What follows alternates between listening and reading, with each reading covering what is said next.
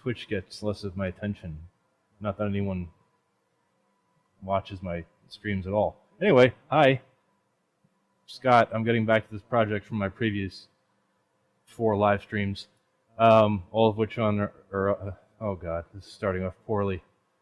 All of which are on my YouTube channel, scott.extras, if you ever wanted to go back and look at them for some godforsaken reason. Oh, the other thing I wanted to check was my audio sync. Right, because I've been trying new noise reduction hardware, well, software in this case, and now that's still out of sync. Fuck. It's like way more out of sync than it should be, though. Okay, just bear with me while I do an experiment. I'm sorry.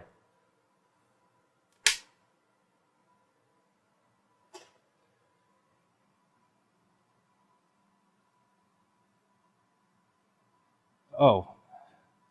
Fuck me, I'm listening to... I was listening to Twitch audio and watching the YouTube video, so of course it's going to be out of sync. That was dumb. Oh no, it's like perfectly in sync. Motherfucker, I've solved the issue. Ha! So yeah, I'm using, I talked about this in the last video, I'm using noise reduction software to get rid of all the noise from my servers back there, which is just horrible. Now why is my camera, oh, because I'm on that fucking thing. Jesus. I am really not on the ball tonight. I'm going to show you what I was doing on my desk while I talk. Anyway, got the old Dremel out in router mode. Put the battery in backwards. Wow. And I did a test cut on this box to see how well it would work. And it looks like it'll work okay. I'll cut the edges a bit rough, but they're going to be covered by this device anyway. So that's fine. This is the problem with a battery-powered Dremel. Well, at least for me, I don't have it on a shelf, so it doesn't stay charged, and I always forget to charge it. So, now it is charged, and I can remove it from our fucking collective faces. So, what the hell was I saying? Ah yes, the noise reduction. I tried a whole bunch of different shit, and none of it worked very well, so I actually went and got some software, Reaper, with plugins. Well, actually, I'm using one particular plugin that seems to work okay to get rid of all the air conditioner and server noises. And it makes my voice a little echoey and a little weird. I'm hoping that's less objectionable than a whole bunch of buzzing and murr in the background. But we'll see. So I'm trying like a different sort of noise reduction thing every video now. Last video, it was way out of sync. Sorry, I got distracted. I was looking at my YouTube stream, just making sure it was working okay. Last video, the audio was way out of sync. So if you were watching me talk, it was like a good full second between when my mouth would move and when the audio would come out, which is hugely distracting. I think based on that test I just did, now it's perfect because I already had a little bit of delay on my video and I'm using a plugin with less delay. So there's about maybe a 200 millisecond delay on the audio right now, but there's a approximately equivalent delay on the video, and I'm routing the audio through an analog input on the streaming device, and video is coming through HDMI rather than together, so this way the audio is coming in almost immediately, and the video is slightly delayed, which is good because the audio is delayed in the audio processor. I don't know, this whole stupid thing. Point is, now that's solved, at least for now. I got to still play around with it to get it to sound a little bit better. Not that you necessarily saw it, but on my last stream I was putting together this box, which is slightly out of focus. I'm still trying to like figure out this whole live streaming thing and making it relatively smooth, which it is not, I'll grant. So this part of the video is going to be loud because I'm going to cut out this square for this voltage converter to fit into. So it's going to plop right in there, and I need a nice square hole. I bought a pair of nippers, because I couldn't find my old ones. I'm pretty sure I have them around somewhere, to nibble, nipplers? They're definitely not called nipplers. Well, anyway, you know, to nip around the edge, but the plastic of the box was just a little too thick to fit in the jaw, so I couldn't do that. Hence, I will just route it out with the Dremel, which will create a lot of noise and a lot of mess. So I'm So I'm going to mute the microphone while I do this, so you don't have to listen to that, because that's going to be just downright awful.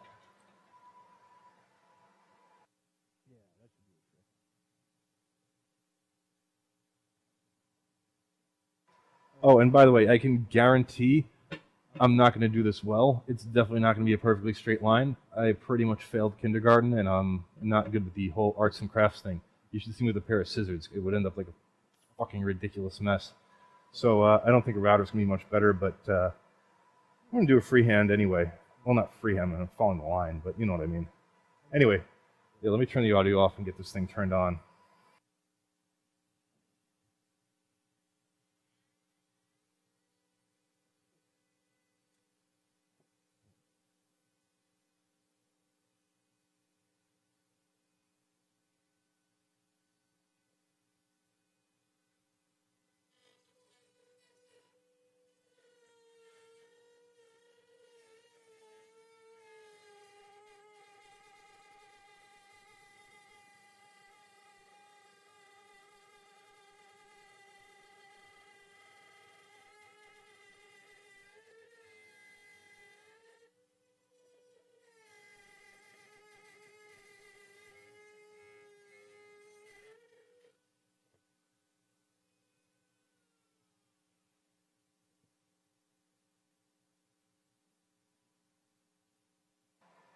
Yeah, that was a god-awful racket. Jeez.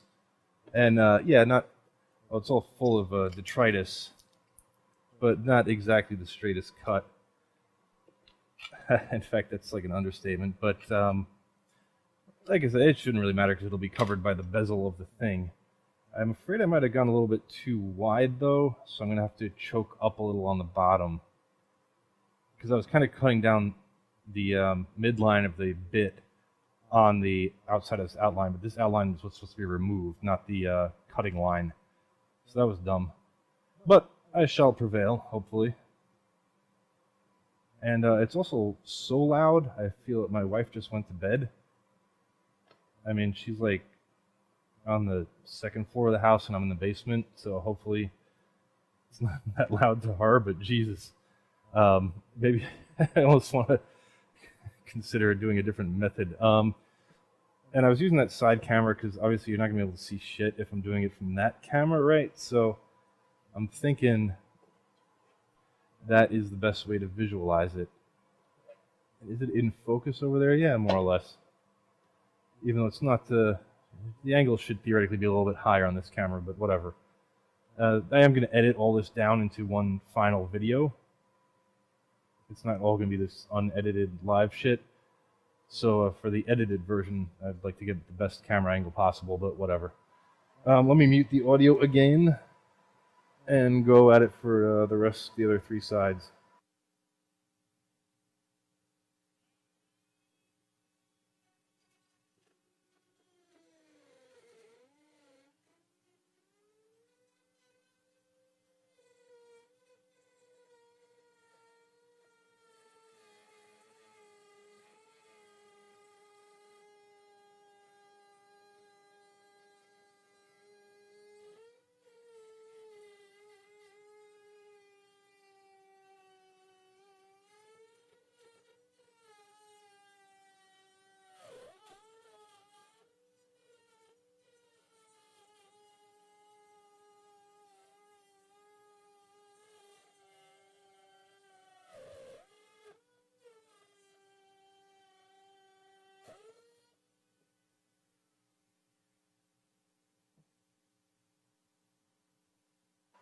Okay, well that was horrifying sounding.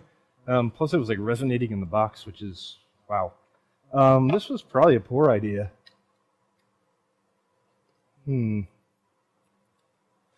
Besides the fact that it caught in a couple places.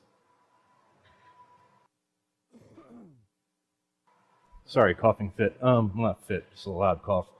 Figured I'd be polite and show off the mic again. Yeah, it like dug in. The bit like bound up for a second and just sort of went whoop.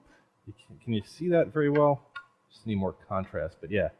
You can see where that divot is, and then it did it once more on the side there. So that's kind of fucked. I'm hoping that the bezel covers that. I mean, functionally, there's nothing wrong with that. Let me get a knife so that I can just trim that out.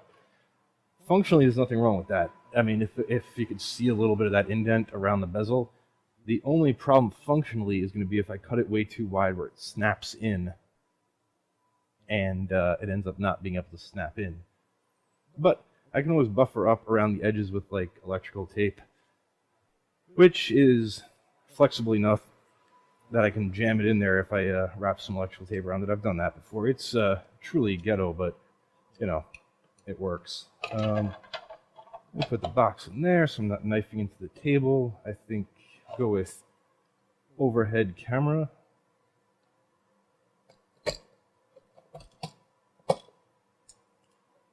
Yeah, so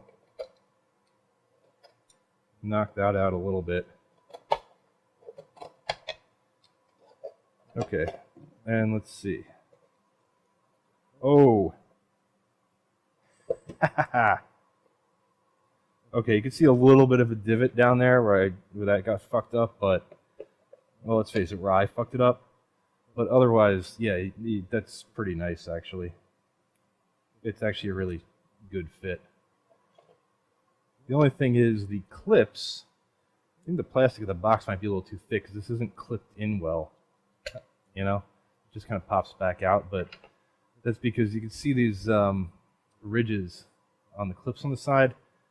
The plastic of the box is actually thicker than that. I think I might just, do I want to do that? I was going to say, just trim and bevel this edge a little bit, and that might get it to snap on, but then again, it might make it slide out even more easily, so you know what, I'm not going to do that.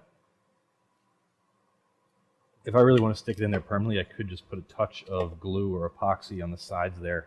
On the inside, you'll never know what's there, and it'll do the job.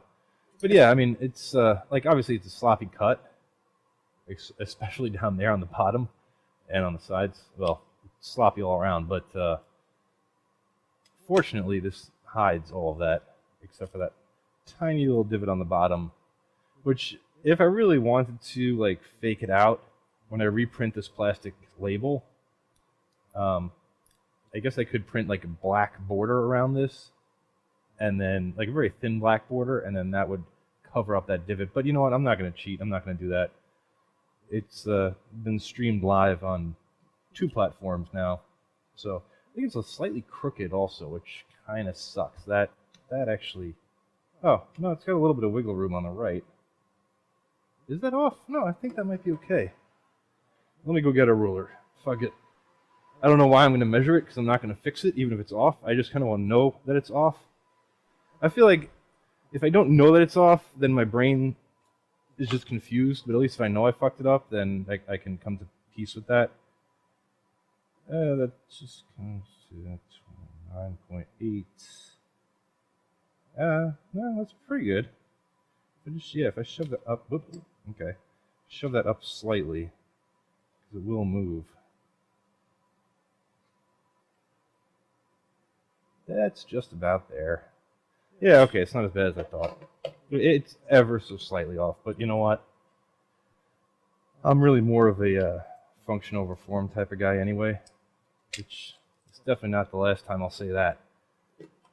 Not during this project or any other project.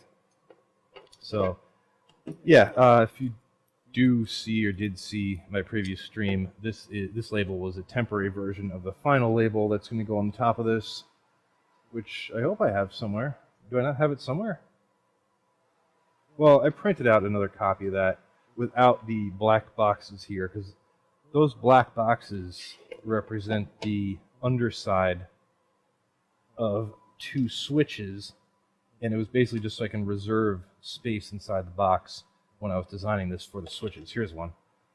So like the switch that actually sticks out is going to be very small, but underneath I need to leave this much room around other components. So like if I tried to put this switch right here, you know, from the front of the box, that theoretically looks fine, but on the back it would not fit. So that's just to, in fact, all these circles are going to be covered by buttons, jacks, and well, switches and jacks. That's pretty much it. Yeah, that's pretty much it. Anyway, brilliant. So now I just have to drill out all these holes for the components, which requires the step drill bit, which I have over here because I was using it for another project. That's always what ends up happening. I'm working on this project. This project's been going on for like a month or more now because I work on it one night every week or more. But anyway, step drill bit. Try not to get over enthusiastic like I did last time and over drill any of these holes, but we'll see. Let me move this to this camera and go this way so that it's visible to you guys and girls. Is this bit too small or is that circle too big? Or is it fine? I think it's fine. When in doubt, start drilling. I'm doing this very haphazardly, like I don't actually know which step on this bit to stop at. I think that's good. I'm just going to see if the switch fits, and it doesn't yet, so we'll keep going. I think with this bit I was able to go just all the way, just balls to the wall for these switches. Oh, actually, balls to the wall might still be too small. I did not mean to rhyme that. Huh. Technically this isn't even the right switch. This is a lighted 120 volt switch. I mean, I could use it just without the light, but I'm going to use this unlighted switch because the light's not going to work anyway because this is going to be at low voltage DC. So just get rid of some detritus around the edge, and yeah, I need to go bigger than that. Well, good. You didn't over drill it, I under drilled it. It's definitely the better of the two options if you're going to do one or the other. My very fancy looking yet fairly inexpensive set of step drill bits. I mean, I think it was like 20 bucks. I don't know how much they're supposed to cost.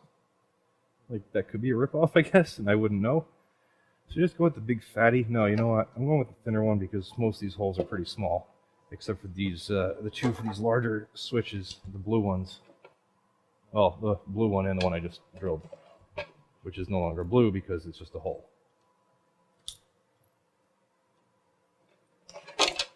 Oh my god. Okay, you can't even see that because my arm's in the way if I do it that way. It's more comfortable for me, but hey, this isn't about my comfort. This is about you, Twitch comfort.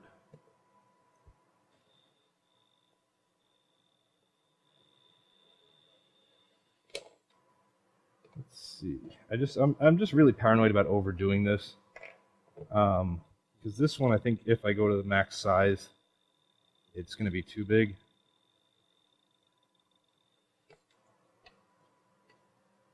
Yeah, that's going to be a good size. Just take out a little more on the bottom.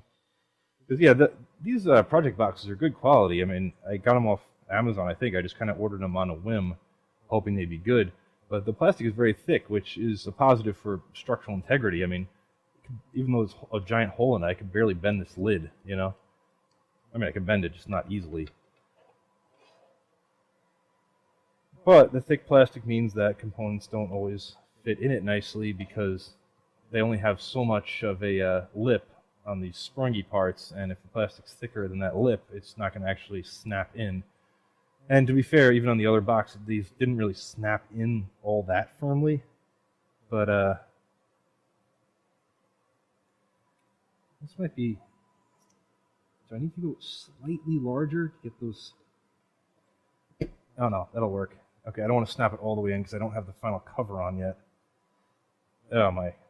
Damn it. Yeah, of course, as I'm talking about how it's not that tight, it's really fucking tight.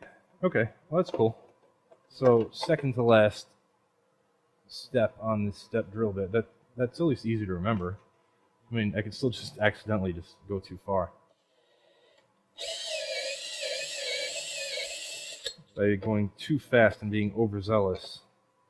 Literally, I was cutting one of these, or I was cutting a hole in one of these boxes, and I was talking about being overzealous and hubris, and as I was talking about it, or right after I talked about it, I drilled a hole that was way too big because I was just trying to go too fast. And I didn't learn my own lesson. So I don't know why I bother mentioning it, because if I can't even learn my own lesson, I don't know why I'd expect you to listen to me. Like, if I don't listen to myself.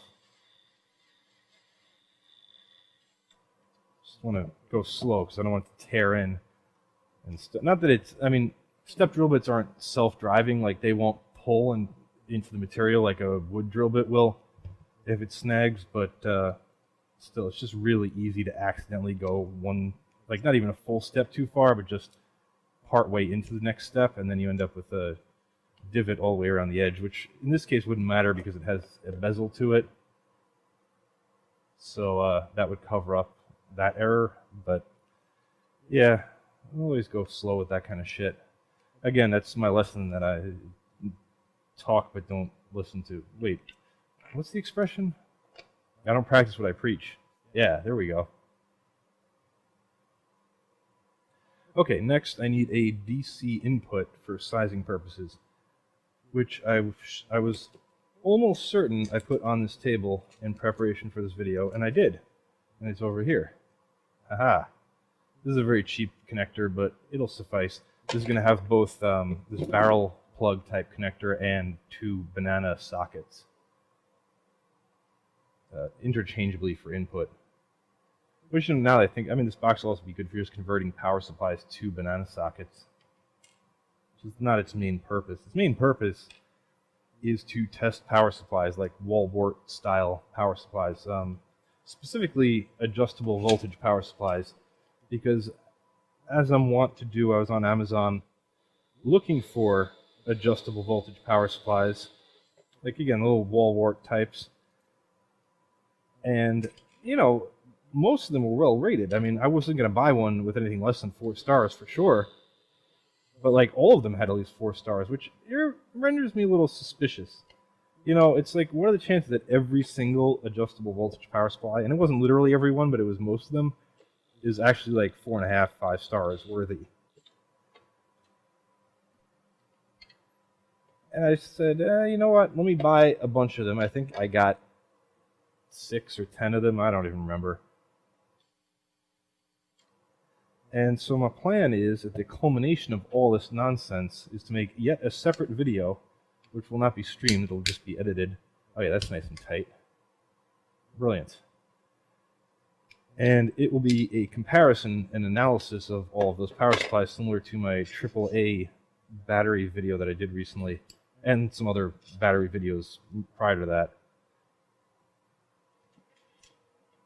And I'll attempt to find out which one I would recommend the most, or which ones. And it's going to include stuff like testing to make sure the output voltage is accurate to what it says it should be, both under very light load and under heavy load. I might even max out the power supplies to see how they cope with overload. I'll also check the oh my god, the stability of the output voltage, to see how much ripple, spikes, and other nonsense there are using the oscilloscope, and possibly some other stuff. So that is what these boxes are for. Very much overcomplicating the whole issue. Okay, this one is for a banana plug. In fact, all the rest of these holes are for banana plugs. So they're going to look like, yeah, well, that's a poor example, but they're going to look like that when they're in the box. So yeah, again, just for sizing, I have this handy. It's actually almost exactly the same size as the power jack, which is cool. If only I remembered what step I went to on the drill bit. Yar. In fact, this time I might actually mark which step I went to, just so I can bang these out pretty quickly. That's going to be too small. Yeah, so I don't have to go do this every fucking time and just like visually check it and then check it with the thing. One more than that, but like very barely one more than that, so nice and slow. And just to avoid going in too far on the top, I mean, because it's very, like, the steps on this bit are pretty much the same depth as the actual plastic box, so in order to ream the hole out all the way through to the same same diameter, I would have to just very carefully just get it right to the top to the next step, without touching it with the next step in order to go all the way through, which I've managed for the most part, but I feel like once I got lucky and I got it right, then I'm just coming from the back and just touch up the hole. That sounds dirty, but it was not dirty. That wasn't even the right hole. That one needed touching up too, actually. Yeah, there we go. Actually, they both look a lot better now. And that's just about perfect. Brilliant. So now what I'm going to do is, and this is, I don't know if this is a trick or what, this is actually something I've learned from this old house. Now, the way I learned it, you actually put, when you're trying to drill holes with a hand drill, or even well, I guess a drill press, you have a stop on it, so it would stop where you want it to, but with a hand drill, if you want to drill down to the same depth every time, or thereabouts, you put a piece of tape around the drill bit right at the depth you want, and then you eyeball it and just try not to hit the tape, or just barely skirt the end of the tape. Just because the tape is probably going to not stick well to this and not be very accurate, I'm going to actually use a marker and draw on my drill bit. The downside there is that next time I go to do a project, there's going to be a marker line on it. And that could theoretically confuse me, but I could always take it off with some alcohol, so, and it will wear off pretty quickly over time. So I'm marking the step that I should not use. So I got to stop before I hit that step.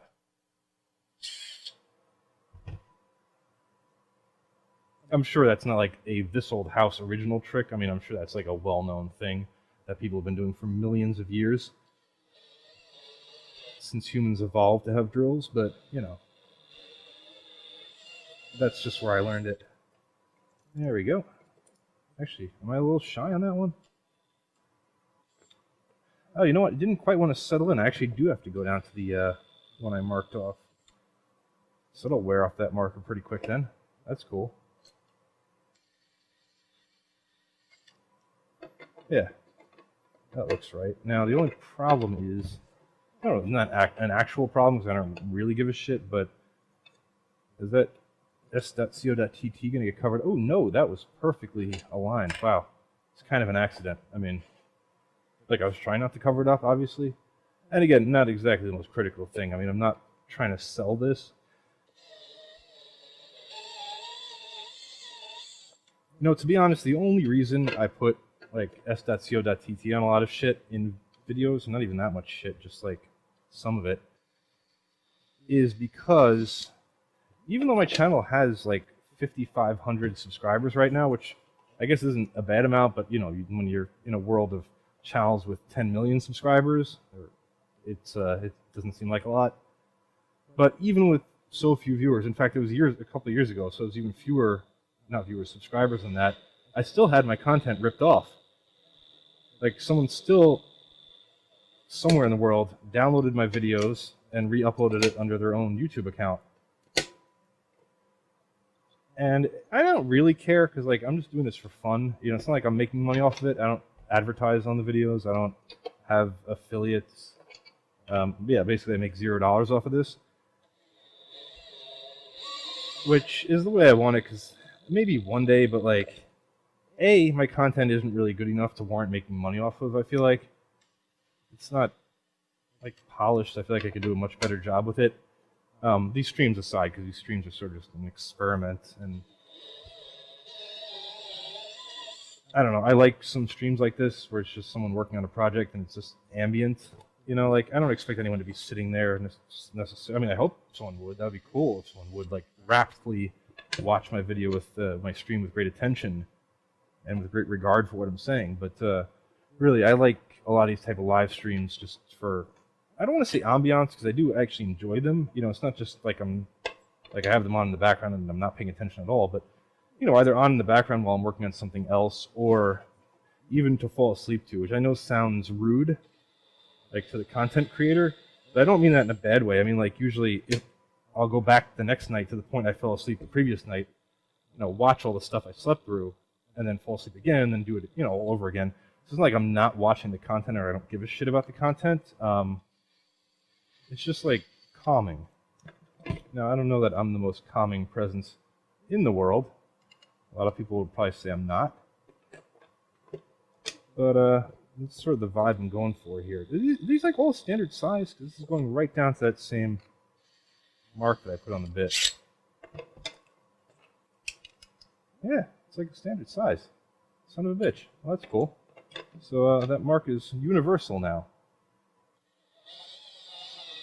So anyway, yeah, because I don't make money off this. Like, philosophically, it pisses me off when people steal other people's content and sell it as their own. The funny thing is, like, if it happened to a YouTuber that I enjoy watching, like that I'm a fan of, and their content was stolen and re-uploaded and someone's making money off that, that would piss me off more than if it happened to my own content. Because, you know, for them, it might be their living. It might be something that they actually need the viewers for, and by having their video posted somewhere else on YouTube, it's siphoning viewers away from them. And certainly people who are watching it who are interested in it, it's taking away from their ad revenue. Unless, of course, the people know where the video originally came from and get redirected back to that original person, then they could actually gain a viewer off of it, which is why it doesn't thoroughly piss me off. So that's why I put s.co.tt on some of these. Well, I should change it to scott.dot because I just renamed my YouTube channel, but because this is unsearchable. Like, literally, if you search for that on YouTube, it'll just return Scott's. It just ignores the periods. So, anyway, so yeah, it doesn't particularly bother me that people stole my content, but it's like, I would still rather have credit for having made my content, good or otherwise. So, I figure as long as I show that, or my YouTube channel name in some of these, like I know BigClive.com has BigClive.com written right across his bench here, which I think it's for that reason, to build awareness for his channel, as well as to make sure his content doesn't get stolen and doesn't get ripped off. And if he does, people know where to find him. So, like I said, this label, temporary, just for drilling into. In the last iteration, the last box that I did for this project, I actually didn't use a label to drill. I used a piece of cardboard. And I don't know, I was kind of trying out different methods. Like, the label's obviously not coming off very neatly, but it is coming off. I mean, it won't be a problem. I think I like the label method better, because the problem with the cardboard is, even though it didn't happen to me, it can shift around. Like, I taped it down on, I think, only 2 sides, but even if I taped it down 4, it could still shift. It couldn't get crinkled up. It could move. This actually left a little bit of adhesive residue, which I'll probably clean off before I apply the final label, just because it's going to pick up dust and dirt and grime from the bench and get all schmutzy while I'm working on it. Actually, no, wait, I'm an idiot. I have to put the label on right away, because I'm going to start sticking components in here, and they have bezels, and if I don't have the sticker on first, it's not going to work out. So let me get some rubbing alcohol and just clean that up. Rubbing alcohol, by the way, I actually haven't checked Amazon in a couple of weeks, but I'm down to like half a bottle here, and I go through a decent amount of this stuff because I use it obviously for removing like adhesives and just cleaning components and I don't know, just cleaning shit. You know, that's what I use it for. And so I'm down to like half a bottle. By the way, this is a trick that I don't know if I thought of this, but I didn't see it anywhere else. I just kind of came up with it. Usually you don't need like to pour out this whole bottle at a time. I just stab a small hole in the foil, and this way, if you knock it over, it doesn't all spill out right away, and you can still kind of squirt it if you need a little more. Anyway, I'm like the master of tangents. The original point of me talking about the rubbing alcohol was that I was not able to buy more of it because of virus times. It is, for, you know, good reason. I mean, I suppose it's definitely a disinfectant. It's one of the things that's pretty universally sold out, although I don't know if it is right now. Like I said, I haven't checked in a couple of weeks. Yeah, and I don't hoard stuff like that. I mean, I hoard like cables, sure, power supplies, yeah, but I don't buy like cases of this shit. I buy it 2 or 3 bottles at a time, just to have one down here and one in the bathroom upstairs, just because, it's also useful for cleaning cuts and, well, actual disinfectant purposes. But I didn't I wasn't one of the people causing the shortage from virus times. And I suppose, maybe I'm better off not buying it, because mostly I'm just cleaning electronics, and if other people are using it for actual sanitizing purposes to avoid COVID, maybe I should let them have it. Who knows?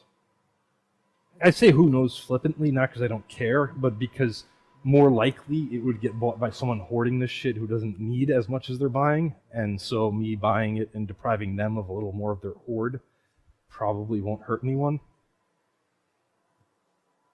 Yeah, I don't know. Anyway, I'm going to buy more if I can.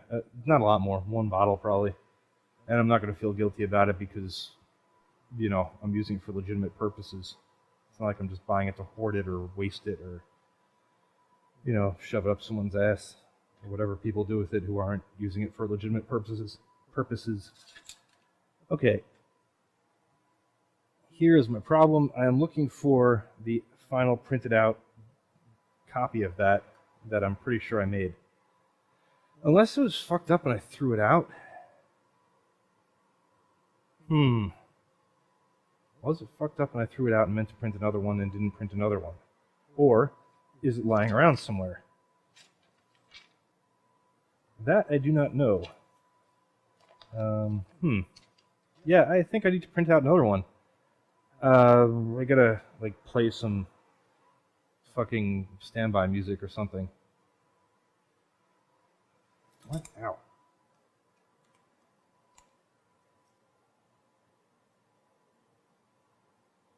I actually initially was, when I did my first couple of streams, I had background music queued up. Do I still?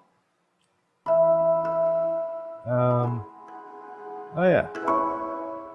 It's on different inputs than I thought it was. That's weird. Let me just lower the volume a little, make sure it's patched out to the live stream, but not patched out to the recorded version because I don't need that.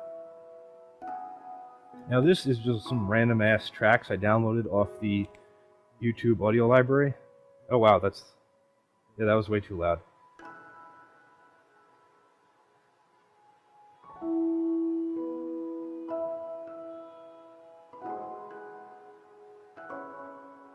Make that a little lower.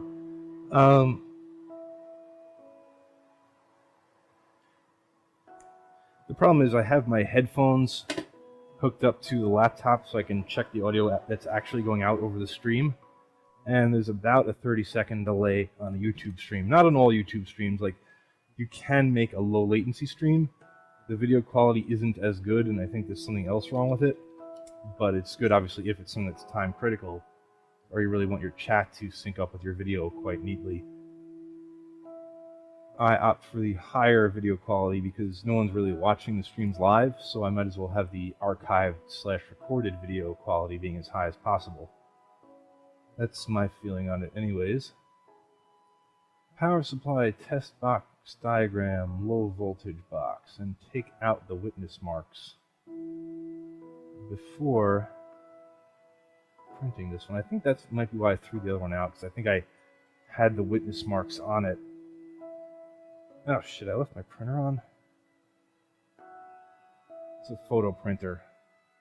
Problem with leaving, I had an Epson a while ago, and I left it on all the time because it was an inkjet printer, photo printer. And at idle, an inkjet printer barely uses any electricity. It's not like doing anything. In fact, you know, laser printers too, they go into standby, so they're not heating their, oh god, I forgot the name of that part. But anyway, the part that's hot on a laser printer. The drum. So, no, the drum's electrostatically charged. The fuser. Aha! I knew it was somewhere in my brain. They turn the fuser off, and I guess probably some other circuitry that's not necessary unless it's printing. So laser printers, inkjet printers, I guess neither of them really draw much in the way of amperage when they're in standby. The problem I had with the Epson printer is that when the printer was on, the ink cartridges, or the print head, wasn't in the home position properly. Oh, some of these red lines are different colors. You know what? I don't give a shit. It's probably all going to print the same red anyway. And so the print head was drying out while I left it on.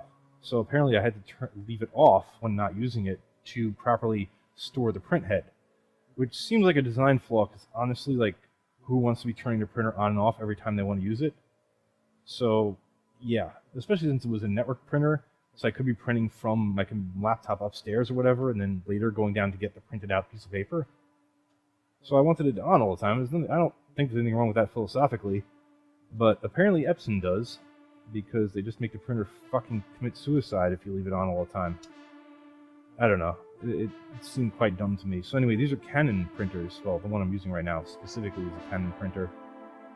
And I don't know if it has that same design flaw.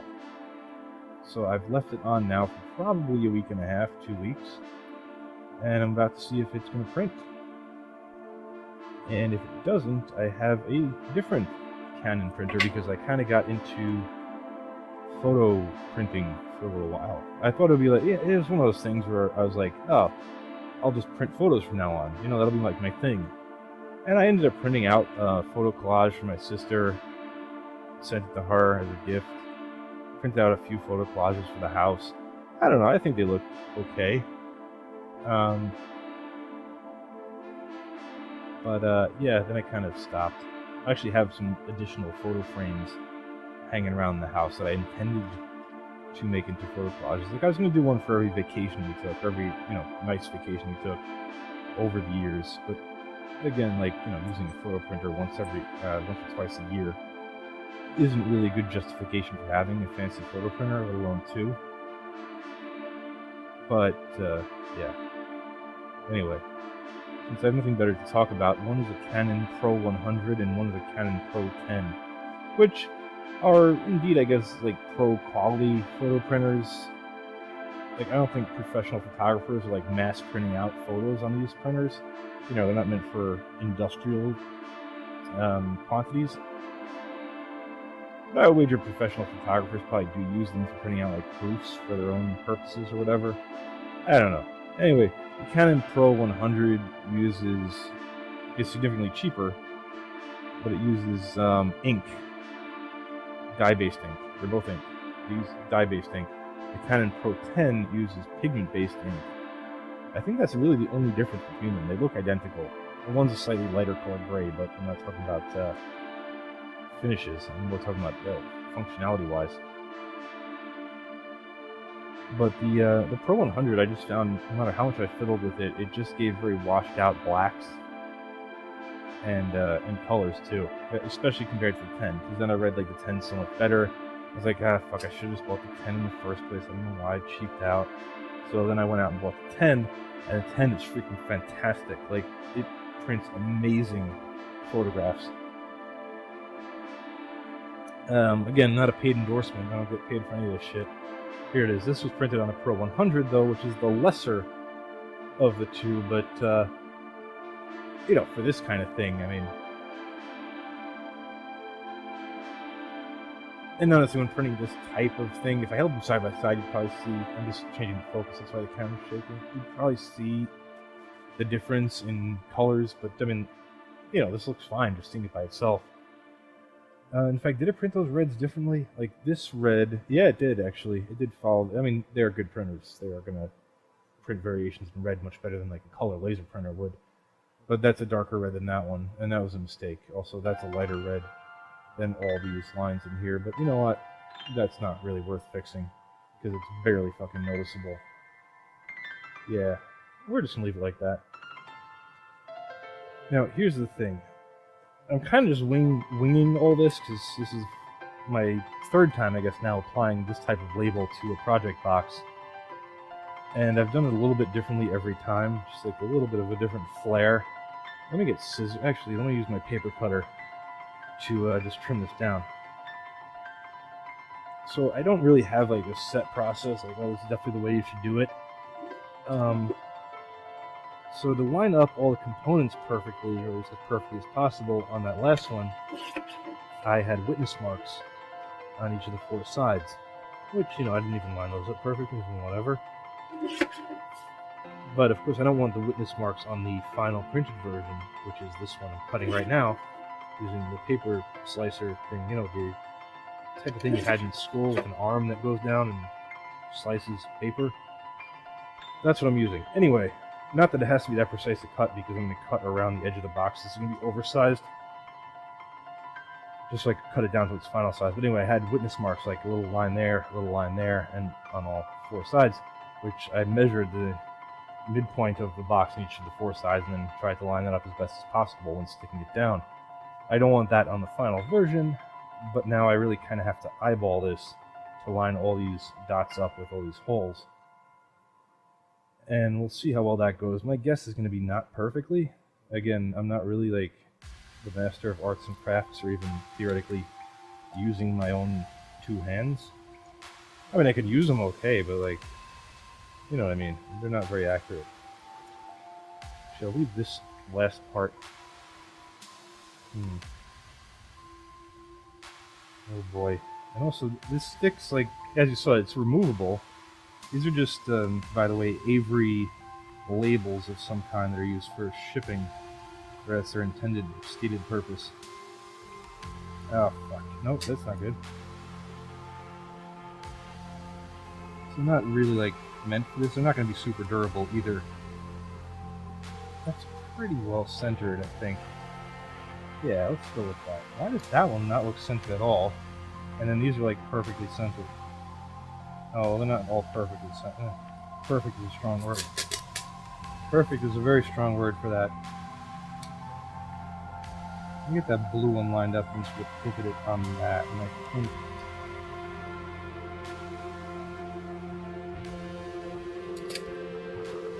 Oh my god. Fuck me. I forgot to remove the black boxes from the final printing. So, this is yet again garbage. Wonderful. That was a whole waste of time. Watching the live stream. I'm just kidding. I mean, it's fine. Okay, so if you're watching this, it's going to be the recorded version. And you're going to know what I'm talking about, but I'm not. I'm just trying to find this. By the way, I edited I can never say the word edited it. Edited it. I guess I did say it, just sounds fucking weird. And I throw all the syllables together. Sounds like a hot mess.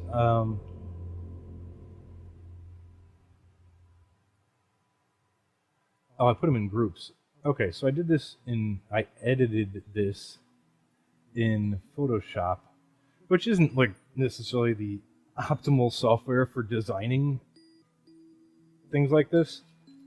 I don't know. I just use Photoshop a lot, so it's just what my mind went to when I was like, oh, let me make a cover for this box. If you have any better suggestions for this type of thing, do let me know.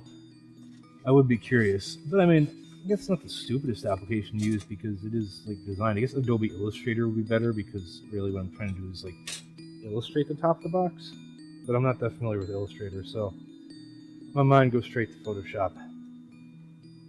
And it works fine. I mean, obviously this isn't the most artistic of box covers.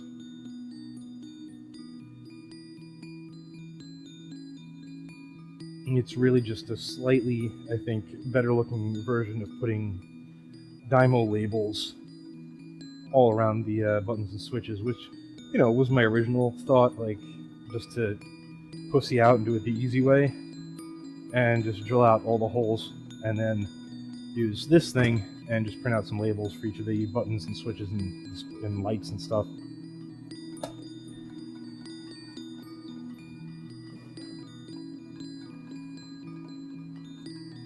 But I figured, my logic was, yeah, you know, that would be the quick and easy, lazy way of doing it, but I was still going to need to make a template for the surface to get all these holes lined up at least as well as possible. They're not perfect anyway, but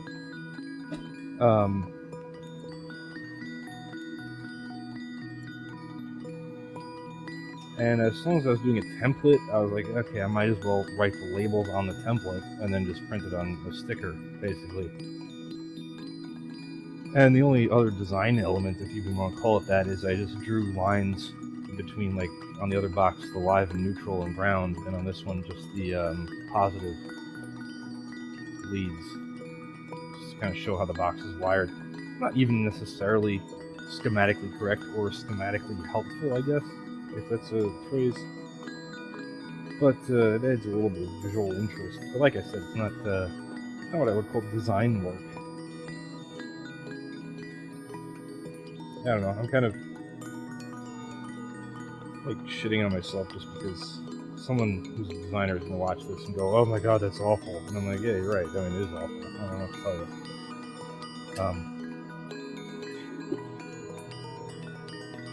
I just kind of want to head off that argument. have to pass. I know someone's gonna say it looks like shit. But you know what? One thing is for absolute certain, it looks better than a bunch of Dymo labels stuck all over the surface of a box trying to wend their way between buttons and switches. And that is good enough for me. I mean, also, to be honest, like, well, I was gonna say, if I wasn't doing this for the purposes of ultimately making a YouTube video featuring these boxes, I probably wouldn't have bothered, but like I said, the whole thing was my, anyway, this is the version without the black squares there, rectangles. So what I was going to say is, like, if I was doing this just for my own purposes, not for YouTube, would I have made a label that even has any kind of look to it? I probably would have, because like I said, I needed the template anyway, so I might as well go one step further. But I feel like one of the things about making videos for YouTube, even these live streams that barely anyone watches, well, hopefully people will watch them eventually, like they'll get some kind of following, I don't know. But one of the benefits of it is that, like, it's motivational, you know? Like, if I was doing this, it's not perfect. That switch is a little off. Oh, you know what else? Oh, right. I said this in the last video, that 40 volt max down there, that's going to wrap around the outside of the box. You know what? This square is just about perfect. Just this one's a little off, but the bezel should cover any bullets sticking out. You know what? I'm going to finalize this.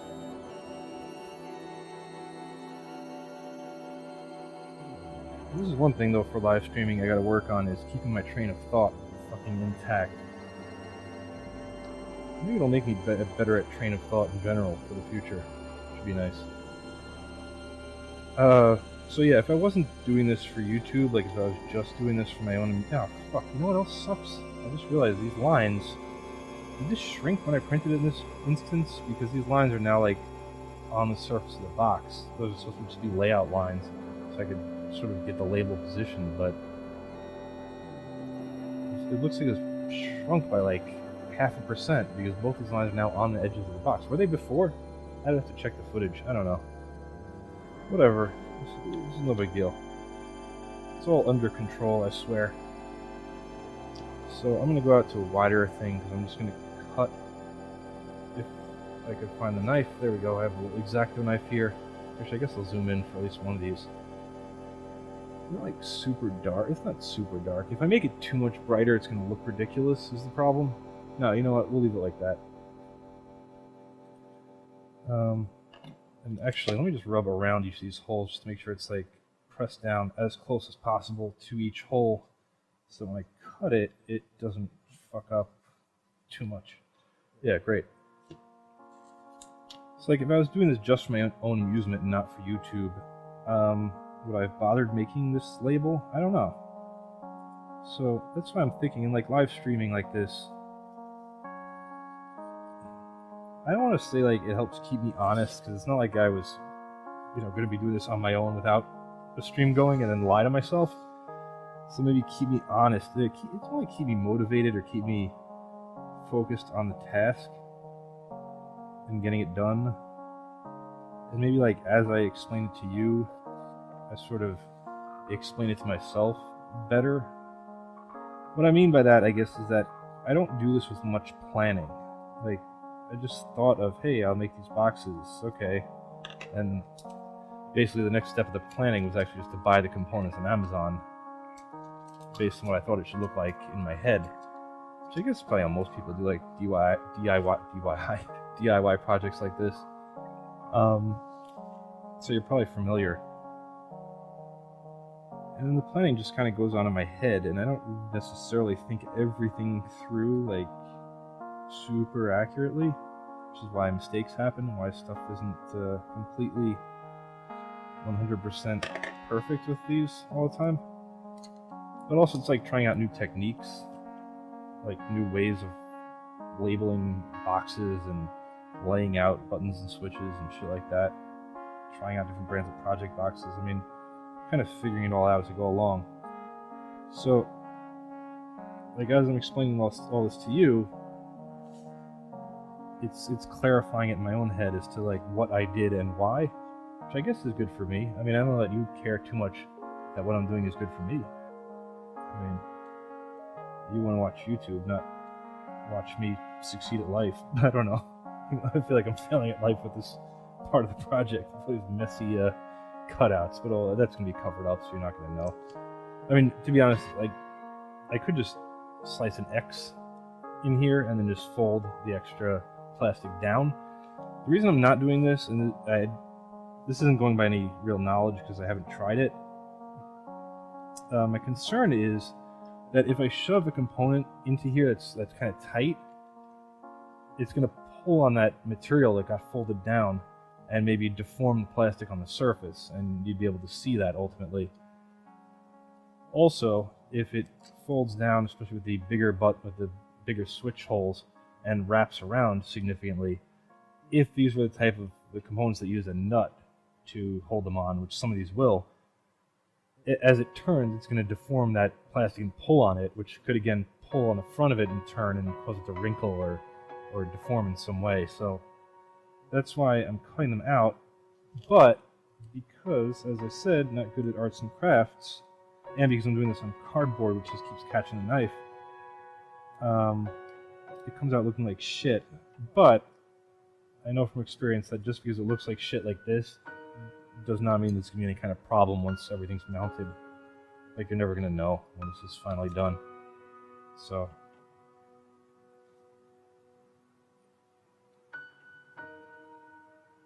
but I feel like also live streaming this shit, like, yeah, I mean, I guess it keeps me honest insofar as I have to acknowledge when I fuck up and when I'm not doing something well. Whereas a lot of slickly edited YouTube videos, I'm not saying I'm a slick editor. I mean, slickly edited can be both a compliment and an insult. Because some YouTube videos are edited slickly and they're all about just editing and not so much content. Other YouTube videos are edited slickly but have excellent content.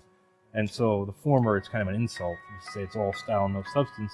The latter is to say that it's all quality. The content to the presentation to the editing.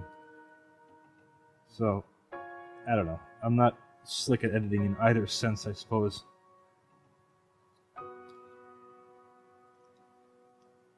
But I could slyly edit and just cut around any of my mistakes or misfortunes or other stupidity, and none of you would ever know the fucking difference. In fact, you know, making YouTube videos, it makes me wonder how many YouTube videos I watch that are just as much bullshit as television. Where, you know, it might be a reality show, like things might really be happening. You might have a film crew shooting people just speaking extemporaneously. But how much of it was at least put into motion? How much of it was planned? What was edited out to make things seem a certain way? I mean, we all know they do that in television constantly. I think when you watch a small or medium-sized YouTuber, you're like, yeah, there's no way they're doing that. You know, they're like not a television show. But it's sort of human nature. Like, I gotta admit, I've done it. Like, I've made mistakes and I've taken them out in videos. And usually not maliciously. I think I said this in the last stream. Usually just because, like, I mean, I make so many mistakes and have so much to explain as far as mistakes go that the video would be like 90% me showing my mistakes and explaining them. And like, not in an educational way, just like, look how shittily I cut this. Oh, I cut all of these shittily. Watch me cut all of these in a shitty way. Like, editing that into a video about assembling these boxes doesn't make for good content. Like, I'm not saying you should lie or I should lie and omit every single mistake and try to look like the best person in the world. It's just like, you gotta omit some, otherwise the video is just too much of you, me, the person, whatever first person tense you want to talk in. But what am I going to do? So this 40 volt max thing, if I cut it, I'm going to cut right through the words, well, the number in the words, and the word. So I think I'm going to cut off this line and then wrap it around so it'll still say 40 volt max, it'll sort of be curved around the edge. But see, like, explaining that, like, I don't know that I'd bother explaining that in the edited version of this video. So I don't know if I, like, you know, on the one hand, is it dishonest? I don't think so, because it's not like... Well, anyway, the point is, though, I feel like streaming, you have to be honest, because you're seeing every poor cut I make, and every fuck-up I do, and I can't hide behind editing to pretend like I didn't make them. So, like I was saying, it makes me wonder how much I watch on YouTube is real, is like a real project from start to finish, or how much of it is just like them showing the good parts of their project, of their assembly. And it's not like, okay, I guess I should be clear, even if they are doing that, like just showing the good parts and just showing like how it should be done, I'm not lambasting them for that. Like that's educational, you know, and it makes for a tighter video when you're not showing all the mistakes. It's not, you know, I don't want to come off sounding judgmental. Like, that's not how I mean this. It's more like I'd be too tempted to just just say, "Oh, this project came out perfectly. Look what a great job I did." And for me, I feel like that would come off in a dishonest way.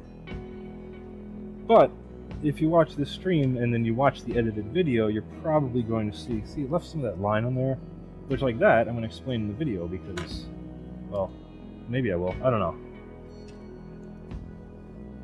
But like I said, if I explain all of this shit in the final edited version of the video, the edited version is going to be just as long as all these streams, which is ridiculously fucking long. It's too long, and no one's going to watch all that. Well, I mean, some people might, but like, it's not going to be widely popular, that's for sure.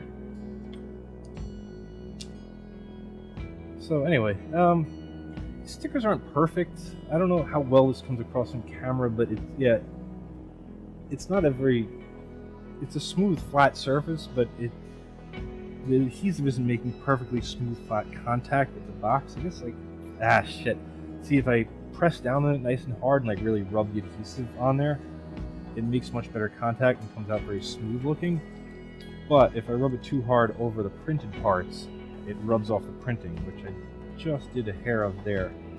You can kind of see that.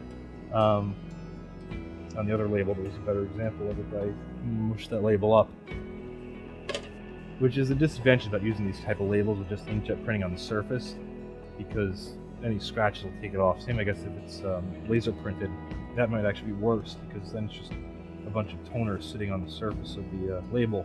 At least this ink might penetrate a little bit. Maybe I should use the Canon Pro 10 with pigment instead of dye-based ink. Maybe that would have actually bled into this plastic more and actually dyed it. But then again, as it bled in, maybe it also would have spread out and made the text less crisp. I don't know. I guess that'll be experimentation. You know what, next time I do one of these, I'll use the pigment-based ink and see if that's better. The very first time I printed one of these labels for the surface of a project box was back in 2016, I think. I'm kind of curious now. Hang on while I compute briefly. YouTube.com. Actually, why don't you see what I'm doing? Camera 2. These are random Firefox suggestions, by the way. Not necessarily what I'm trying to enjoy. What I'm going to do is bring up my own fucking channel in a veritable orgasm. Oh, my own live stream that's happening. In a veritable orgasm of self-promotion, which is not really the point of this. The point is, I'm just kind of curious to see, oh, did I get another 100 subscribers? That's awesome. There's 5.5 on the dot last I checked. Cool. This is just sort of my own edification, and yours, I guess, because I want to see the other project that I did, which was this, my motion control slider. which I thought was a fun project. That was pretty cool overall. I don't know if the video was good. The intro though, like, I really got to get back to like trying out more Adobe After Effects type shit for intros. It's kind of long. I mean, I definitely cut it down for time. But like, I still think that looks kind of cool. Definitely be improved, and like I said, sped up. Doesn't need to be quite such a long intro. Anyway, and then it's me just assembling it in fast motion while talking about it. And this is from 2015. Holy shit, it's been 5 years since I did that project. God damn, time flies. Oh, I already put this sticker on it. So I think I used the same package of stickers for that project. The main difference though, and this actually worked out fairly well. Fuck. Bear with me as I try to find the segment. I'm also doing this when I go back to edit this together. I can, here we go. When I edit this together, I can actually just check the time code on here. So here you see I printed out some test labels, and I think this is the finished label, or final label in the middle. This was printed with the old Epson printer that ended up sucking ass. So yeah, what I did was I prepared 2 labels on this tabletop, and you saw very briefly I sprayed some crap on top of it right there. And that crap was like a sealant to go on the surface, and it's supposed to seal the printing on there. I think I did 2 coats of that maybe, and then like a coat of something else. I don't completely remember. You can watch the video and I'll watch it before I edit this and figure out what the hell I did. But anyway, that did protect the surface quite well. There I go, putting another coat on. It made it a little glossier, made it look a little nicer. I definitely took more time with this. And there you can see me fitting. Why don't I make this full screen? Like, why are you watching anyway? Yeah, and I'm probably using the same X-Acto knife to cut that out. Looks like I did a better job of cutting it out more neatly anyway. But anyway, that was the last time I used this basic technique, and I did go a little farther, which was probably wise by putting that, not shellac, I don't know what it was, on top of it. Anyway, this is what it looks like when you're streaming. Cool, huh? Yeehaw. Anyways, that was a trip down memory lane. I apologize if that was a complete distraction from the task at hand, which it was. Back to the box. So now it is time to put components in it, which is actually my favorite part of the whole project.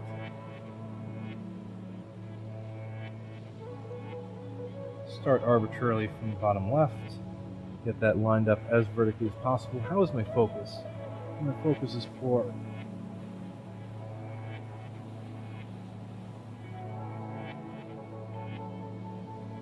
In case you're wondering, this is what I'm doing. There we go.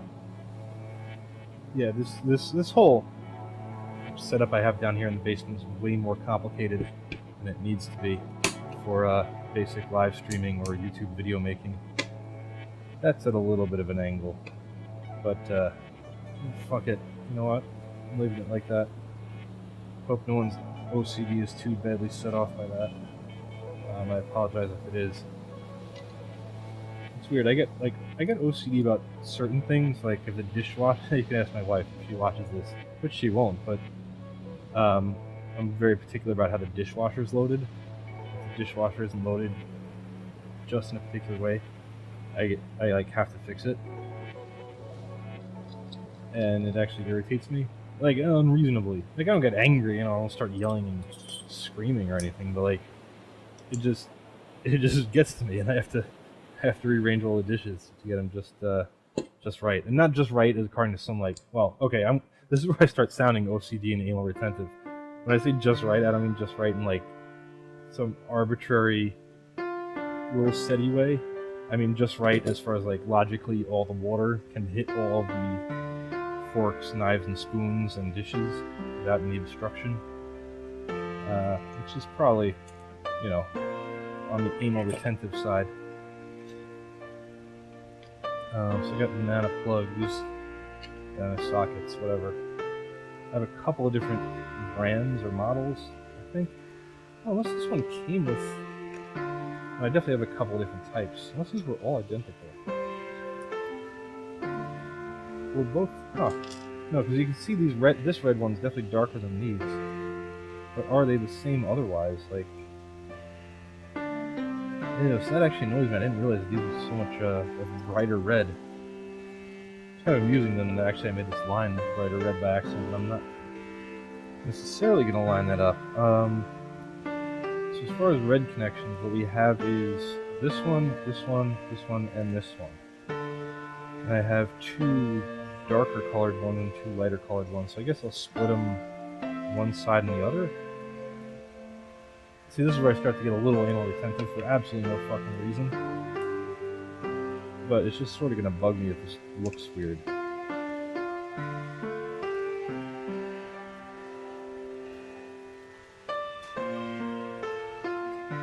That's like almost orange, especially when compared to... Maybe it is orange. No, because this came in a set where it had red, black, yellow, blue, and green. So I don't know why it would have orange and not red. Oh wait, unless this was from... These are not all from the same set. Wait a minute. That would be freaky. Did I not realize that this set came with orange and then I have another set lying around somewhere? So I thought... Wow, I'm having like a serious brain fart here. Here's what happened. I bought two sets of multicolored banana sockets. Two different brands, like two different sellers on Amazon, presumably two different manufacturers.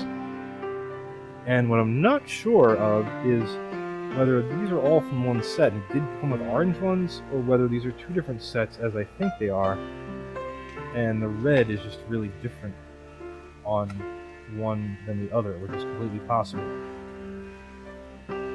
Because like, if the other set was hanging around here, I should have yellow and blue, because they definitely both came with yellow and blue. Huh. Interesting. Unless I dumped them into my parts storage. And that is all of them. I think that might be all of them. I know this is like a ridiculous tangent for you to watch, but that's where we are today. Yeah, I have a... Okay. Okay. Let me show you what... Oh yeah, so... I put the yellow and blue and green ones, the extra ones, in this parts box, which is a pull-out bin from a chest of part drawers. Made of very cheap plastic. Okay, so these are supposed to be red. Neither of these sets came with orange. Damn, that is a bright fucking red. Yeah. I don't know. Does that look better, or having the orange ones on the inside look better? I think if anything, that looks better.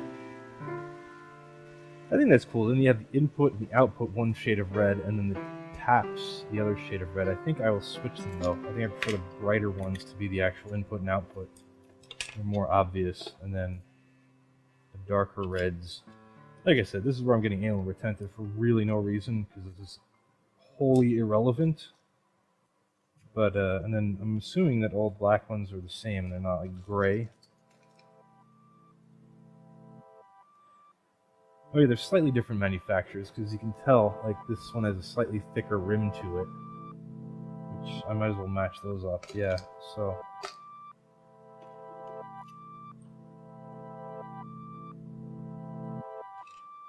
I think that's cool.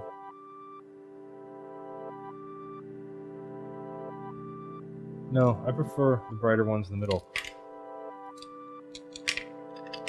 Yes, I couldn't give a shit how messy this hole is. Like, it really isn't bothering me at all, but getting these red and reddish orange jacks in the ideal position is really just taking up a lot of time here.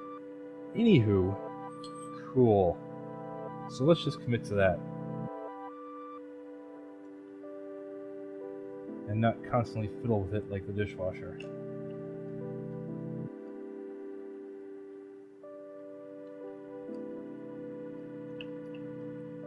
And this is the thrill minute part where I have to screw all these in, and they're very tight to the edge here.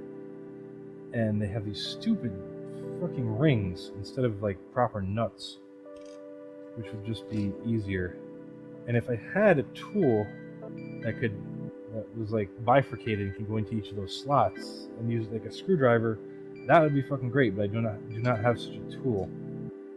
I think previously in the last video I tried using pliers, needle nose pliers, that didn't work great, but I need to tighten them down, so let me just find those pliers. Unprepared as always. What was I last using them for? To pull wires out of a breadboard. Because these have very thin needle noses, and they're also flat. Like, they don't have ridges. They actually have very fine, like, a little roughness there, but they don't have like those heavy ridges that most needle nose pliers have. But anyway, the needles can actually fit in those notches. It's just you can't go too far down with it because these pliers don't spread open far enough, and if they did, oh god, this is a huge pain in the dick. I have to just hold it firmly and screw it from the front. Arg. Yeah, I just didn't get it this. But now, see, I'm smudging the surface. Like, it's not like the ink is wet and it's actually smudging. I think what's happening is my fingernail just scratching and actually push the ink around. It's like if I rub the ink, it doesn't come off. If I scratch with my fingernail, it gets pushed around. So definitely, for any long-term use or serious projects, I would.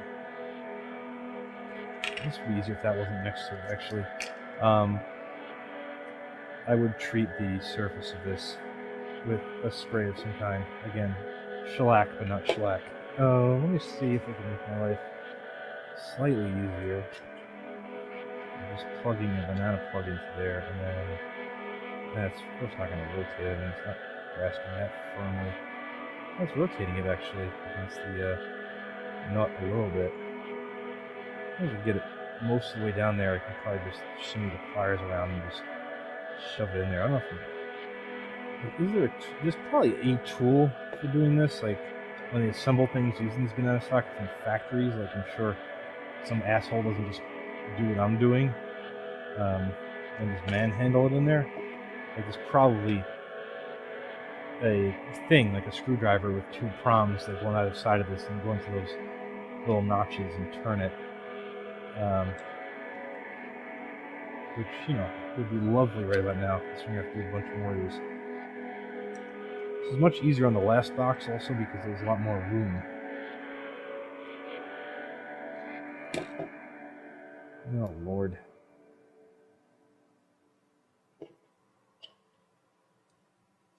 Because I think I ultimately use these pliers, but these banana sockets are very close to the edge of the box, and I don't have much room to maneuver in there. That's pretty tight actually now. Okay, well enough. Well enough.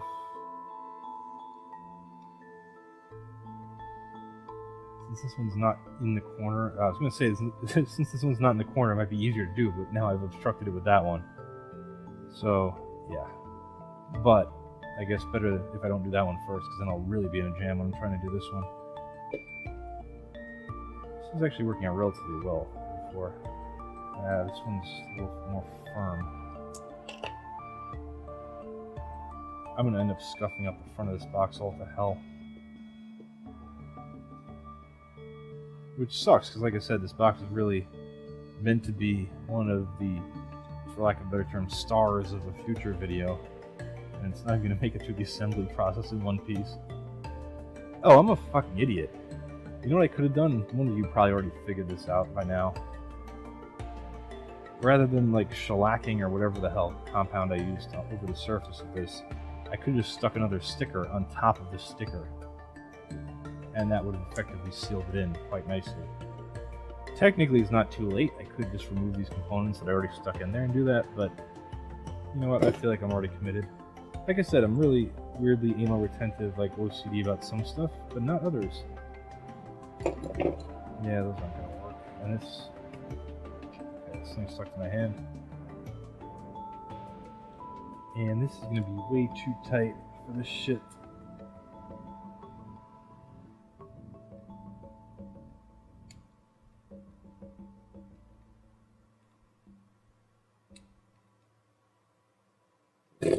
Yeah, there we go.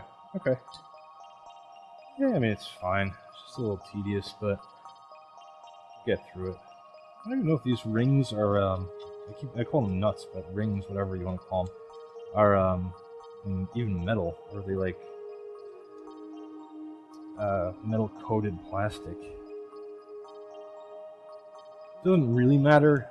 I mean, it matters, like, as far as whether I got good quality ones or not. So obviously they should be metal. But, it also matters, like, as far as how...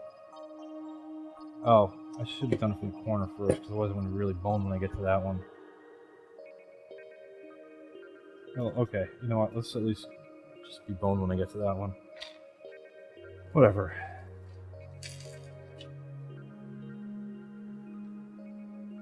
But if they're plastic coated, metal coated plastic, I don't want to tighten them down too much, otherwise they're just going to split probably. In fact, let me... Oh man, now I cross-threaded this one and it's stuck on there. This is going great. Okay, there we go. Oh no, they're metal. Not heavy though, so they're some cheap alloy probably, but better than plastic. So I feel like if they were really cheap-ass, it would just be like painted plastic, metal-coated plastic, whatever. And yeah, like I said, just over-tightening that even slightly could just cause it to split. You know, at least in metal you have some leeway.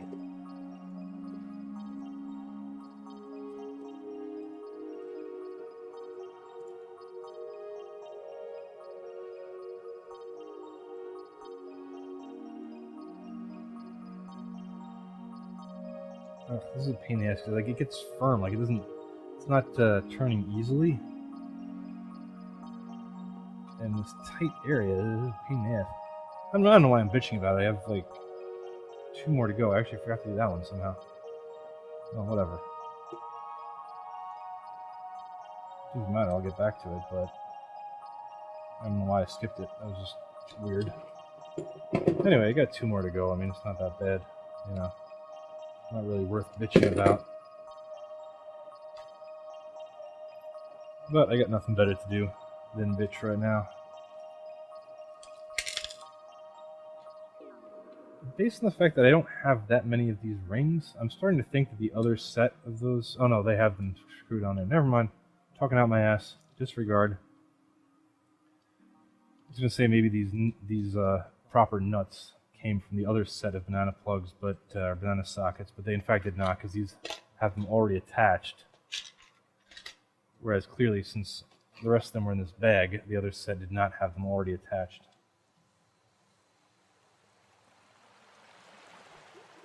This one is a little loose, so maybe they're 2 different, like slightly different sizes, where they'll interoperate, but it's going to be significantly easier, maybe too easy to screw this one on, and then that's why the other ones were so difficult.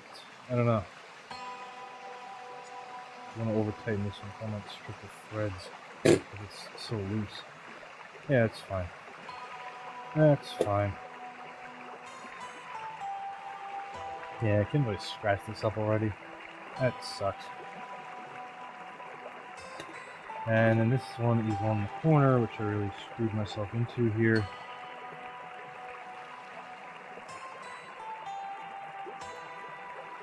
But we shall prevail. In fact, this one is actually screwing fairly easily, so I can do this trick again.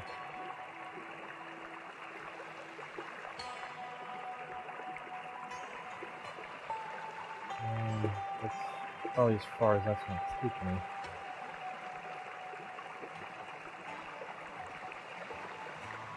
I know it's out of focus here at the top a little bit, but these cameras have really shallow depth of field. I mean, not really shallow. If you're interested in video stuff, They are micro four thirds cameras with little micro four thirds lenses, and so the sensor is very small,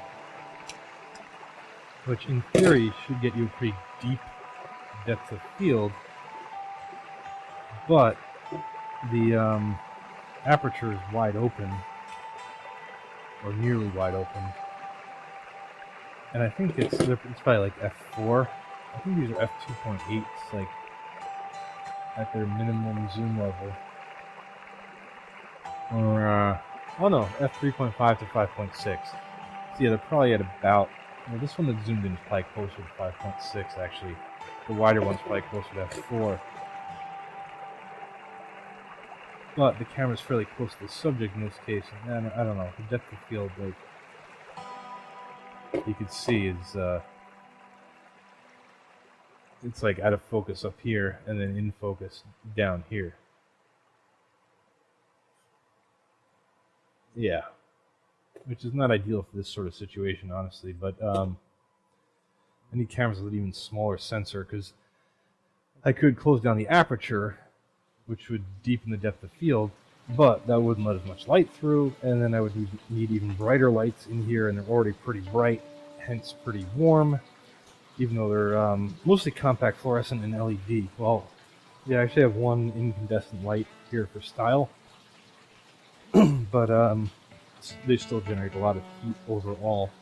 In case you're wondering where I went, I am now going to get yet another switch for the box, because I didn't take it out already. SPST switches, there we are.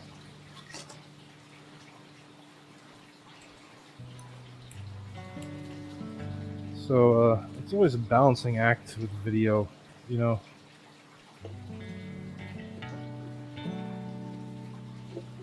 Ideally, I would have, for this situation, a really deep depth of field. Like, philosophically, I'd want a depth of field that goes from the camera to the top of the table, so that everything's in focus all the time. This thing with a very small sensor, probably get away with, well, not quite that deep, but like pretty damn deep.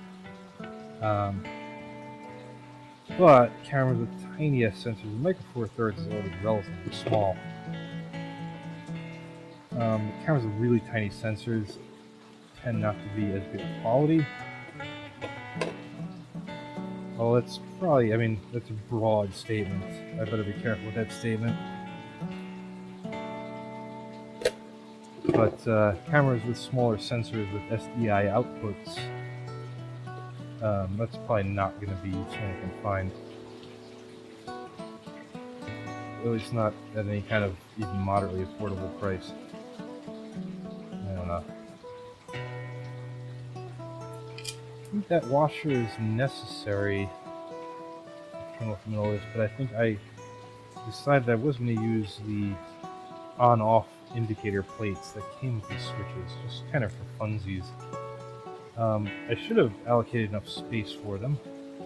I think they just kind of look industrial and a little bit cool. I don't know. These switches don't really fit with like the other plastic components, like big ass fuck off metal switches, but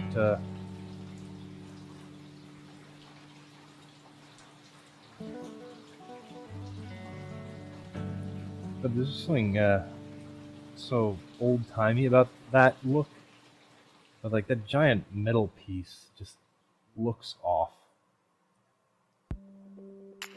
It just looks like it doesn't fucking belong. You know what? I'm gonna omit it. I know I'm talking out both sides of my ass where I'm like, oh, I don't give a crap about design or style or anything, and then now I'm like, oh wait, this can look stylistically appropriate. But hey, I likes what I likes. Oh. Shit, this did have one advantage. In that, okay, off is the side with the notch on it. It's got a little notch and it's got, that goes into this groove. So off, I want facing to the left. Is that screw, I could bend that terminal. Yeah, that screw should clear the side of the box, which is full of detritus. Yeah, that shouldn't be a problem.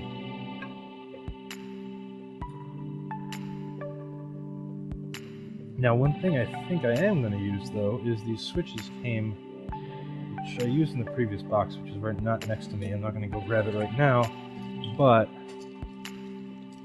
it came with these cool, like, rubberized switch covers, like the clown's nose. So actually, it's more like a clown's penis, I guess. But yeah, they screw on over the switch, and they actually make them waterproof. There's a little O-ring there too. I don't want these to be waterproof. That's not my goal, but I think it looks cool, especially with everything else being sort of plasticky and black and red. Now, do I use red and black just for fun, or do I use black and black? You know what I'm saying? I think red and black. I think the variable PSU should have a red switch, because that's like kind of a big deal when you turn it on and off. Yeah. The only thing I found with these was that it's kind of just a pain in the ass to get this lined up correctly, because like the rubber wants to pull the other direction and get it cross-threaded. But there we go. That got it.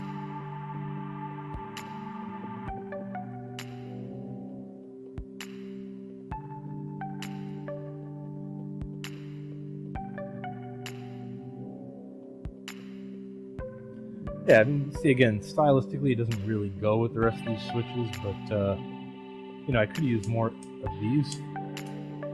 Oh no, the reason I didn't use, well, I could use more of those, actually. Should I switch it to those? No. No. The reason I'm using these, right, is because they're double pole single throw.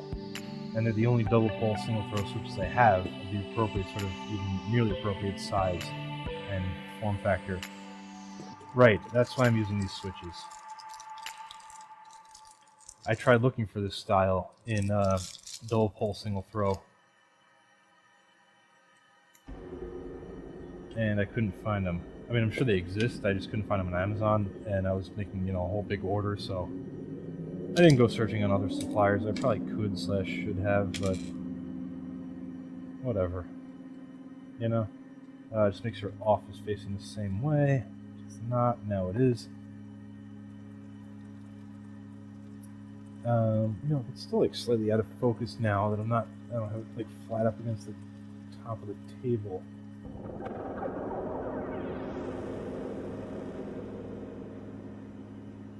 So yeah, the fuck was I gonna say? Oh right, the reason I wanted them to be DPST switches is because I want the input and output to be shut off. I'll show you what I mean when I turn this over. Again, this is what I mean by winging it. I don't have like even a circuit diagram. If you saw the last streams, I definitely messed up as I was wiring it up, and I corrected it. It worked fine in the end. I mean, I didn't blow anything up, fortunately. But yeah, I don't have like a schematic to show you of ultimately how this is going to be wired. And I mean, I don't think this is schematic worthy. It's not that complicated in the end. It may look complicated if you know, if you don't know what's going on, because you don't have. I have like a schematic in my head more or less, which I'm sure if I shared with you, if we had telepathy, you'd be like, oh yeah, duh, that's what it's for.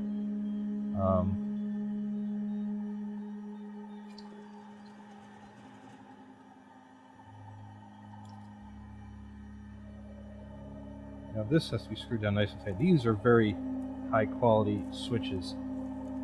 Reasonably expensive, I guess, for small switches. I think these are meant to be used in like boats and cars because they're, you know, waterproof and all. And fairly heavy duty. Yeesh. Well, I don't know how much you'd trust screw terminals like that in a car or boat, like from vibration and just being knocked around. I feel like those would come loose pretty quick. But hey, what do I know? Maybe I'm wrong. Yeah, so great. So double pole single throw. So this is one circuit, that's another circuit. The idea is, particularly with the voltage regulator, power comes in either from this jack or these two banana plugs that are labeled input A and input B. And those are just going to be wired directly together, no diodes, nothing in between them. which in essence is going to be convenient if I want to convert a power adapter just directly to the DC out, just to a banana plug output. Then, similarly to the high voltage boxes, the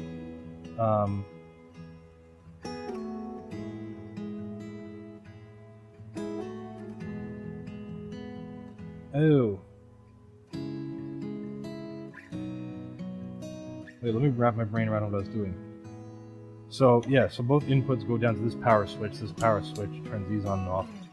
There is an LED indicator, which is turnable on and off. What I'm going to do is use a small voltage regulator chip to regulate whatever this is down. That's why it says 40 volt max, because the voltage regulator can handle 40 volts max. And obviously an LED doesn't take much current, so it should be fine. I'm probably going to put a heatsink on it anyway, but it should be fine just powering one tiny little LED, which I forgot to cut a hole for, but that's okay. That's just going to be a regular drill bit, so... Oof, yeah, completely forgot about that. This is going to be a standard, like, 5mm LED. The voltage regulator is going to power that through a resistor, but if I'm going to connect a power supply to this, it's like a 48 volt power supply, which is probably the highest DC power supply I could possibly use with this. Theoretically, I mean, it could be higher, but, you know, in a practical sense. So that's why I want this to be turn-offable, so that it doesn't blow out the voltage regulator and the LED if I connect something higher voltage to that. You know, kind of relies on lack of user error to preserve the voltage regulator and or LED, but yeah, that's the case. Then this second switch, and so realistically this one didn't need to be a double pole switch, but I kind of want them to look the same, so that's fine. And these are, and I had these switches for the purposes of buying the double pole switch. So then the other option is this switch will provide power to the this thing. Aha. And I think what threw me off for a second is I labeled this wrong. This shouldn't be there shouldn't be a line here. There should be a line going from power to tap A. I do believe. Wow, you're watching me have a fucking meltdown live or recorded on stream. That's amazing. Because I'm trying to decide, and it's not even like what I wanted at first. I'm trying to decide whether or not it is a good idea to have this directly connected to this, or whether this should be directly connected to the output of the voltage adjustable voltage regulator. I think it should be connected to the output, which is probably why I drew that as a triangle and why I wanted a double pole switch. Yeah, that is why I wanted. That's what I was saying originally. Okay. So that's why I need the two poles, because one pole is going to switch whether the input goes to the adjustable voltage regulator, variable voltage power supply. It's like a DC to DC power supply, which you can change the voltage on and set maximum current and stuff. Like sort of like a benchtop power supply, just powered by DC. And it can only it doesn't have it can't up convert voltage. So like if you put 12 volts into it, the most you can get out is 10 volts. Anywho, so one pole will switch the input to this, and the other pole will switch the output from this, and the input from this will obviously come from the main input power, and the output will go here, but I want to be able to take that completely out of circuit if I don't want this putting a load on the power supply I'm testing, for example, just standby circuitry or whatever. So yeah, one pole is going to be for this thing's input, and one pole is going to be for this thing's output. And as it says, all negatives are going to be common. Those are just going to be all unswitched and just tied together. So, yeah. I think this is probably a decent stopping point for tonight, because the front of the box is now finished, and ultimately that is what it's going to look like. In fact, that is what it looks like. Not what it's going to look like. I guess present tense, that's what it looks like. It's just it will work. And so, yeah, I mean, I'm just a sucker for a box of switches on it. I should describe really quick. Oh, actually, you know what? It was brilliant to put these two here because I had drawn an orange line here. So that orange line means it's not a permanent connection, it's broken or connected by this switch. So that actually worked out fairly well. When I say genius, I mean a complete accident. Like, I should have realized that, but I did not. The other weird thing is, on the high voltage box, I turned the switch sideways for the bypass, but you know what? Screw it. I'm happy with this. That's fine. It's gonna look like these two boxes were made by two different people, though, which is kind of funny. So yeah, power comes in through here, goes through here, either goes through the voltage regulator or the variable power supply, or just goes straight to here. Then, in order for power to get to this side of the box, you either have to turn the switch on, or, again, as with the high voltage box, jumper these two connections together. So that if the switch is off, that will conduct power between that. And the idea there is that I can insert a multimeter to measure current very accurately to figure out how much the load that's on these two test output terminals is using. You know what I mean? To figure out the load on the output side. And so yeah, that will also help determine the efficiency of the power supplies, because I can measure the wattage coming in, the wattage going out, and get at least a vague idea of the efficiency.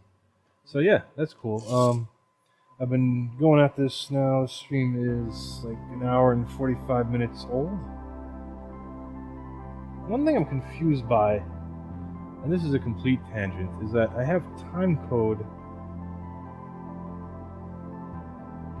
Like, I have a time code generator that's not hooked up right now. Yet two of the devices that I'm recording with are matching that time code, and one device is not. But it's not fucking hooked up. How is it doing that? Like, it's not like I jammed the time code in and they recalled the time code, because one of those devices, one of the recorders that I'm using was definitely never ever hooked up to the time code generator.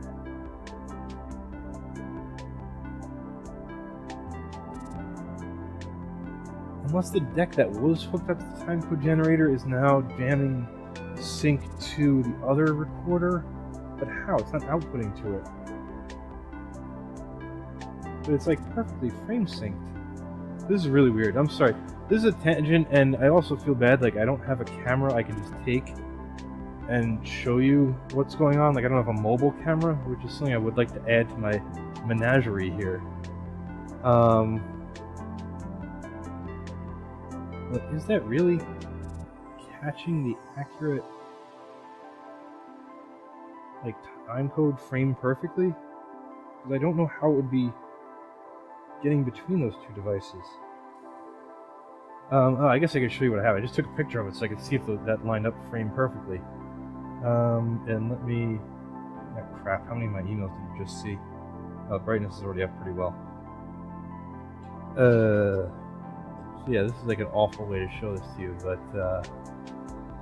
actually, I have a better way to show it to you. I don't know that literally anyone cares about this other than me, but I'm gonna go through with this anyway.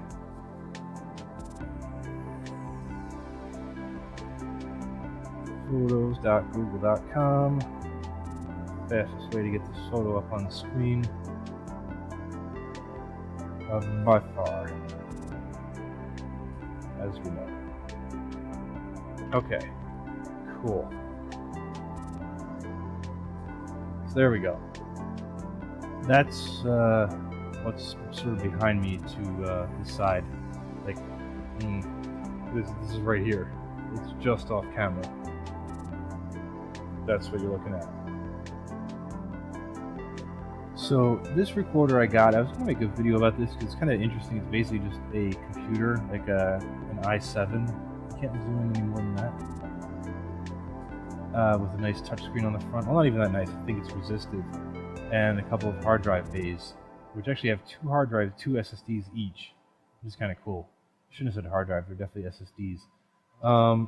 Anyway, so you see this time code up at the top here, 201 22 23, or is it 33? Can't fucking tell. Hang on.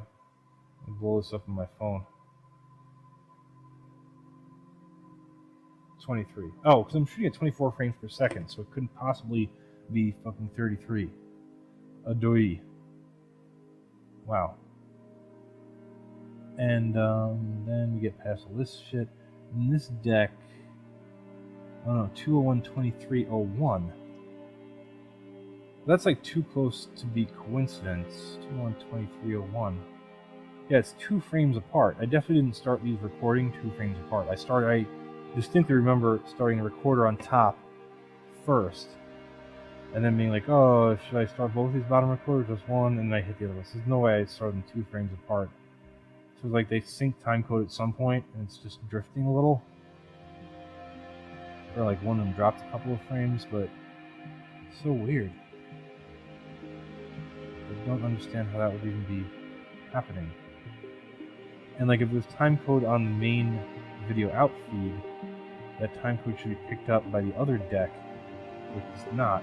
It is 14708, which I think is just counting up from 0. Like I think that's how long the stream's been going on, basically.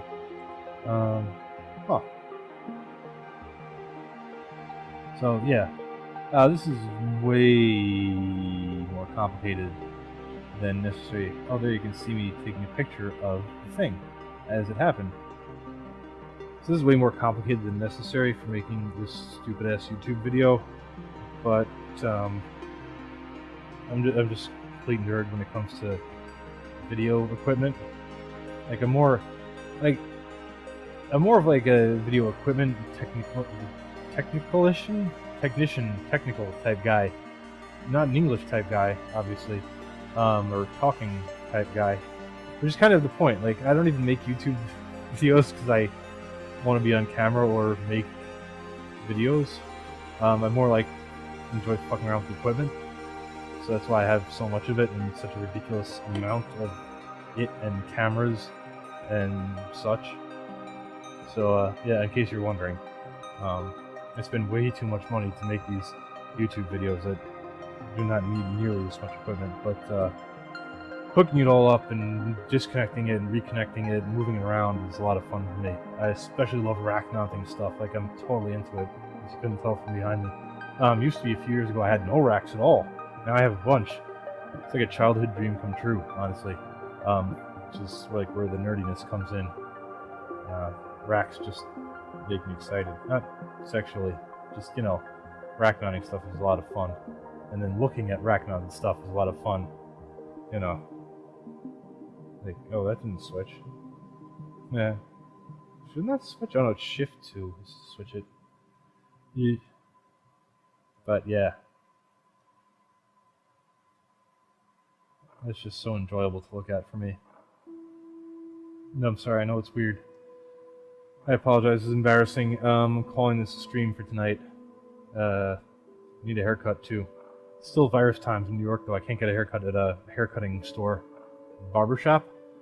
So I'll have to do it at home again. But it came out okay last time. It's been quite a while, so don't judge it based on this. So, well, thank you for watching. If you watched live, I think one person did. That's cool. I appreciate you sticking around for all this. And, yeah, no chatting, which is a shame. But, yeah, if you watch this recording, I appreciate it. Thank you. And good night.